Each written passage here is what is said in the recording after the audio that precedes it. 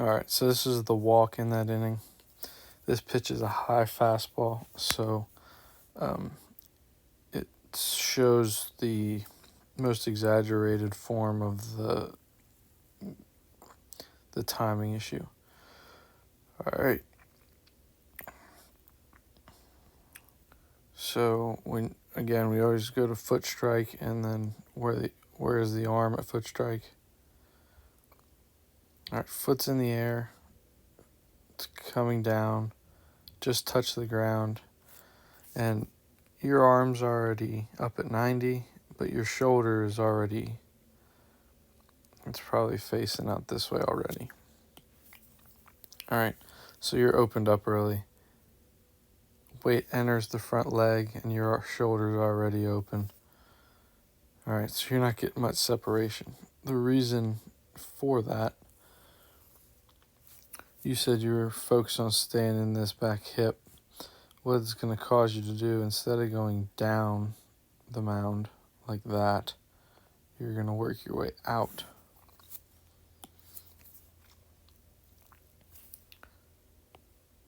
Let's see if I can paint the picture.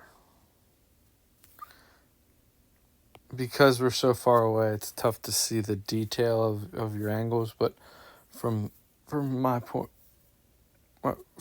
of view, I can see that there's a lack of dropping down the mound, and that's causing your front foot to land a frame late,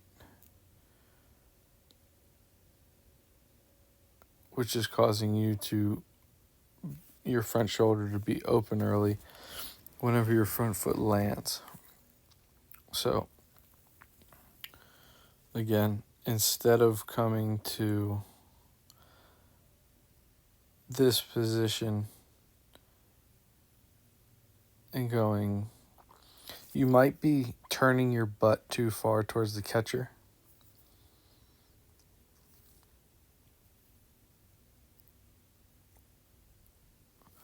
Or you may not, and you just need to time your drop better. You want your drop to happen probably somewhere there where your front foot is in your center line. I think you're starting your drop when your foot's back here behind your right knee, and that's what's causing you to almost fall down the mound instead of going aggressively down the mound.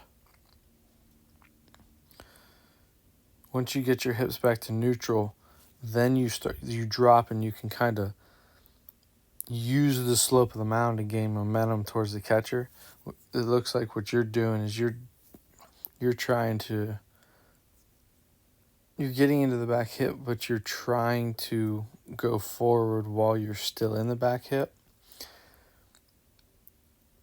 And I know it's a lot of terminology, but yeah, you want to get your hips neutral and then slide down the mound basically.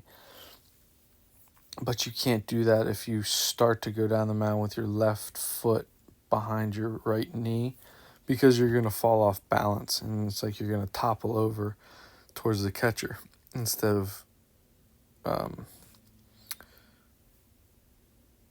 structurally moving quickly towards the catcher down the mound.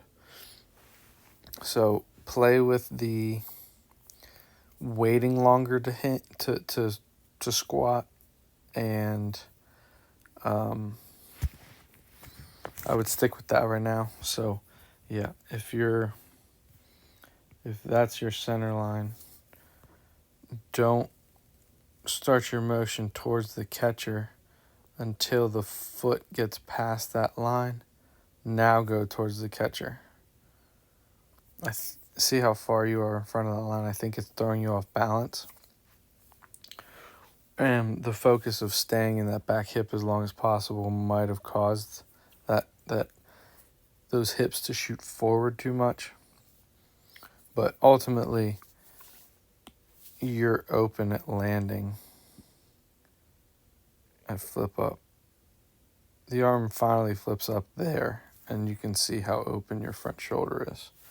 It's over this way. So that's the result, and that's what produces the high fastball. Okay, your arm's late, so it doesn't have the ability to get on top of the ball and pull it down. But it's resulting from something here, and it looks like your hips shoot really far forward.